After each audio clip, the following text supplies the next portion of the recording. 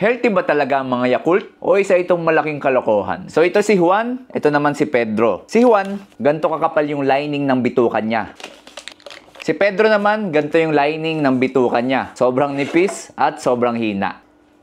So kung may germs na dumapo sa bitukan ni Pedro at naglabas ng toxin, madaling tatagas yung toxin na yun sa katawan niya at magkukos ng inflammation at bloatedness. At pag kinumpara naman kay Juan, since makapal at matibay yung lining niya, mas less yung tendency na tumagos yung mga toxin galing sa germ sa bitukan niya. Ang pinagkaiba nilang dalawa, si Juan, mas maganda yung probiotics niya sa tiyan. Kasi yung mga probiotics po na nasa Yakult, nakakatulong po yan para maging matibay at makapal yung lining ng bitukan natin. Pero ingat po kayo sa mga Yakult kasi ang Yakult ay mataas sa sugar. Ang isang bote po nito ay merong 14 grams of sugar. Lalo na kung diabetic ka at hindi controlled ang sugar mo kasi pwede ka magkaroon ng iba't ibang komplikasyon. Kung diabetic ka at gusto mo pa rin tumungga ng Yakult, mas maganda po kung yung light version na lang kasi mas mababa po yung sugar nito. Pero tandaan natin na hindi naman natin kailangan ng Yakult. Kung gusto natin ng probiotics, meron yan sa buro ng isda at tsara, tsaka tokwa. So kung may tropa ka na araw-araw tumutungga ng Yakult, tag mo siya sa video na to.